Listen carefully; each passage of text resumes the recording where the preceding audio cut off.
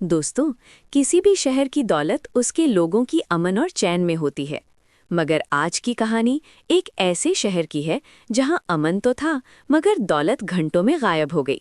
ये कहानी है एक वजीर की चालाकी की, जिसने सोचा था कि वो पूरे शहर को बेवकूफ़ बना सकता था, मगर आखिर में उसी की बेवकूफ़ी सामने आई। वो दिन था जुम्मे का दिन, जब शहर का बाजार अपनी रोशनी में नहाता था। हर दुकान चमक रही थी और हर घर से खुशबू आती थी गरम गरम के पकाए हुए खाने की। इस शहर का नाम था नूरनगर। नूरनगर का बादशाह बहुत ही दयालु और अमन पसंद था। उसके पास बहुत सारा खजाना था, मगर वो हर किसी में बांट देता था। शहर के लोग उसे अपने बाप की तरह मानते थे। उन्हीं लोगों में से एक था वजीर करामत। करामत का चेहरा हमेशा मुस्कुराता रहता था, मगर उसकी आंखों में एक चालाकपन छुपा था। वो बादशाह का सबसे करीबी मशवरादा था, मगर उसके दिल में और ही ख्वाहिश थी। उसने सोचा, क्यों ना पूरे शहर का पैसा अपने लिए इकट्ठा कर ले। उसने एक बहुत ही पुरानी किताब में से एक तरीका पढ़ा था। उस तरीके के मुताबिक अगर कोई आदमी चंद रातों तक खास दुआ पढ़े और फिर एक जादुई चीज़ बना ले, तो लोग उस पर भरोसा करने लगते हैं। वजीर करामत ने वो दुआ पढ़ी और फिर एक छोटा सा सोना का सिक्का बनाया। उस सिक्के पर कुछ अजीब कलमात लिखे थे।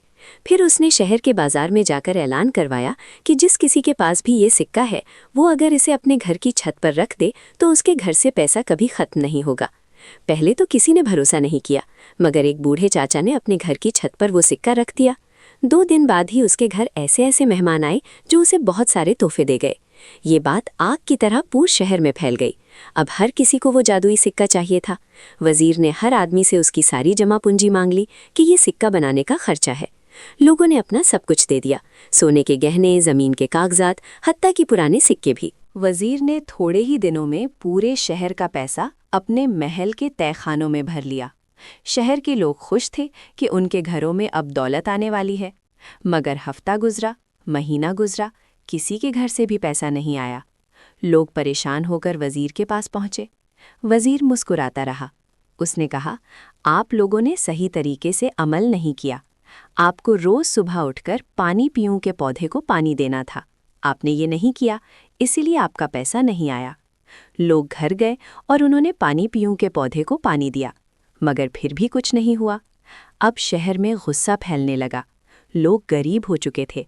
बाजार की दुकानें बंद थीं क्योंकि दुकानदारों के पास बेचने को कुछ बचा ही नहीं था। बच्चों को दूध नहीं मिलता था। घर घर में उदासी का माहौल था। इसी बेचारे की हालत में एक नन्हा सा बच्चा, जिसका नाम अली था, उसने अपने वालिद से पूछा, अब्बू, हम इतने गरीब क्यों हो गए हैं? उसके वालिद ने हाथ उठाकर दुआ की और कहा, बेटा, हमने अपना सब कुछ उस जादुई सिक्के के चक्कर में दे दिया। अब पता नहीं कैसे गुजारा होगा।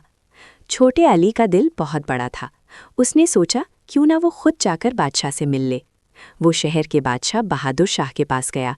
बादशाह बहुत उदास था क्योंकि उसके शहर की ये हालत देखकर उसका दिल दुखता था। अली ने डरते डरते कहा, हुजूर, मुझे लगता है वजीर करामत ने हम सबको धोखा दिया है।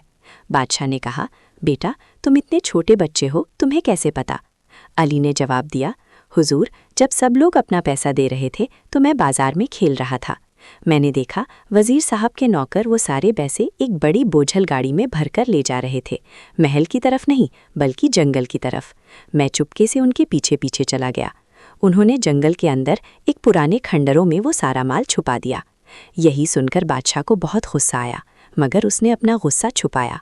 उसने अली से कहा, तुम बहुत होशियार बच्चे हो, तुम्हें किसी से ये बात मत कहना। मैं खुद इस मामले की तफ्तीश करूंगा। अगले दिन बादशाह ने दरबार लगाया। उसने वजीर से पूछा, वजीर करामत, शहर के लोग बहुत परेशान हैं, उनका पैसा वापस करो। वजीर ने जवाब दिया, हुजूर, वो पैसा तो खर्च हो गया है ऐसे जादुई सिक्के बनाने में। मगर मैं एक और तरीका जानता हूँ। अगर आप मुझे और पैसा दें तो मैं एक ऐसा जादुई घड़ा बना दूंगा जिसमें से कभी खाना खत्म नहीं होगा।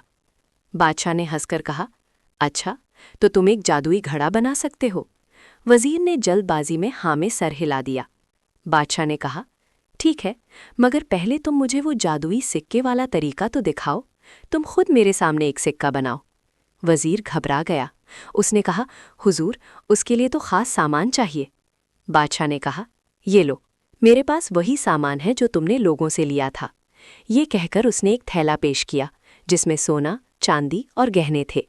وزیر کی تو رخصت ہو گئی، وہ کچھ بنا نہیں پایا۔ اس نے گڑ گڑاتے ہوئے کہا، حضور، وہ سب تو ایک کہانی تھی، اصل میں نے سوچا تھا کہ شہر کا پیسہ اکٹھا کر کے آپ کے لیے ایک نیا محل بنوا دوں۔